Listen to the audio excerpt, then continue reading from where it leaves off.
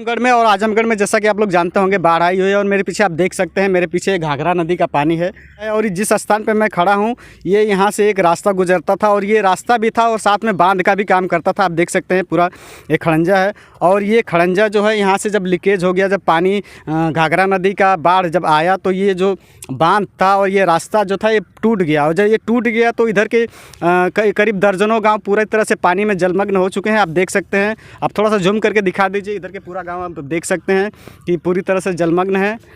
और आप देख सकते हैं इधर नावें भी चल रही होंगी और यहाँ के कुछ स्थानीय लोग हैं जो आसपास के गांव में रहने वाले हैं, सब लोग यहाँ पे आए हैं देखने के लिए। और आप देख सकते हैं ये पूरा टूटा हुआ जो है, मैं आप लोगों को अच्छी तरह से दिखा देता हूँ।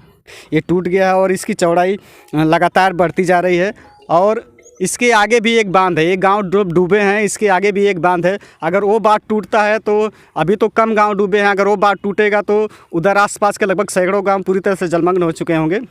तो मेरे साथ हैं यहाँ के कुछ स्थानीय लोग। तो आपका नाम क्या है? जयप्रकाश शर्मा। जयप्रकाश शर्मा। तो आपका के आसपास ही रहने वाले आप? नहीं, हम कई तक रहने, हम देखने आए हैं। देखने के लिए आए थे। तो आपने पहले कभी बाढ़ देखी थी इतना? नहीं देखी थी। पहले बाढ़ नहीं देखी थी। तो आपके परिवार वाले कुछ बता रहे थे इसके पहले कभी बाढ़ आई थी? हाँ, बता रहे थे। पहले 1998 में आई थी। 1998 में। दोस्तों आप देख सकते हैं 1998 के बाद ये स्थिति यहाँ पे दोबारा बनी हुई है। लगभग आज से 24 साल पहले ये स्थिति बनी हुई थी और 24 साल बाद फिर से ये स्थिति बनी हुई है। और यहाँ के जो छोटे बच्चे हैं, जो 15 से 20 साल के जो भी लड़के हैं, उन लोगों को पता नहीं है कि बाढ़ का पानी कभी उनके गाँव में आया था। लेकिन इस बार ऐसी परिस्थिति बनी है कि यहाँ पर कई फुट पानी बढ़ चुका है। आप उधर भी देख सकते हैं, उधर भी थोड़ा दिखा लीजिए। उधर के भी रहने वाले कुछ बच्चे हैं वहाँ पर खड़े हैं जो देखने के लिए आए हैं और वहाँ पे खड़े हैं। आप देख सकते हैं यही पूरा रास्ता है जो टूटा हुआ है। और यहाँ के कुछ और लड़के हैं, मैं उनसे बात करना चाहता हूँ। और इधर आप देख सकते हैं स्टीमर भी चल रही है पानी में जो बचाव के लिए आई हुई है। आप देख सकते हैं इधर से ही गुजरेगी और ये लोग सुरक्षा के लिए और यहाँ जो गांव डूबे हैं उसके देख रेख करने के लिए यहाँ पे आए हुए हैं ताकि लोगों को ज़रूरत के हिसाब से घर से निकाला जा सके। और लगातार ये गांव में चक्कर लगा रहे हैं ताकि अगर किसी को भी अगर हेल्प की ज़रूरत हो, कहीं जाना हो तो ये लोग उन्हें गांव से बाहर लेके जाएं। और आप देख सकते हैं, आपका नाम क्या है? रामप्रसाद शर्मा। यही रहने वाले हैं? नहीं, हम कोलार रहने वाले हैं, रोना पार। हाँ, तो आप भी घूमने के लिए आए हैं यहाँ पे? तो यहाँ पे आप घूमने के लिए आए हैं कि यहाँ के आप कुछ रिलेशन है यहाँ पे? नहीं, घूमने आए हैं। घूमने के लिए? देखने आए हैं। देखने। तो पहले कभी आपने पानी इतना देखा था? नहीं, पहली बार देख रहे हैं। पहली बार देख रहे हैं।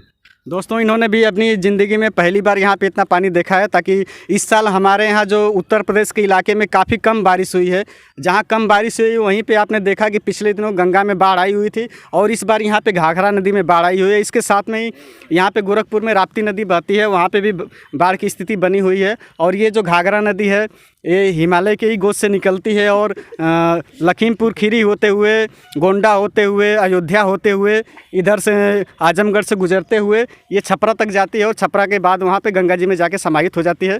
और इसका जलस्तर बड़ा है तो समझ लीजिए कि अगर छपरा के आगे गंगा जी का जलस्तर भी बड़ा होगा, क्योंकि अभी गंगा जी में बारिश लगातार हो रही थी तो गंगा जी का जलस्तर बहुत ज़्यादा नीचे नहीं गया था और इसका पानी गया होगा तो छपरा के आगे गंगा जी का भी पानी बढ़ा होगा। दोस्तों आप देख सकते हैं यह वही बांध है जिस पे लोग आपको दिखाई दे रहे हैं और यही बांध टूट गया है जिससे गांव में पानी भर चुका है। दोस्तों तो मैं यहीं पे अपनी वीडियो समाप्त करता हूं। अगली वीडियो में फिर मिलूंगा, तब तक के लिए जय हिंद, जय भारत।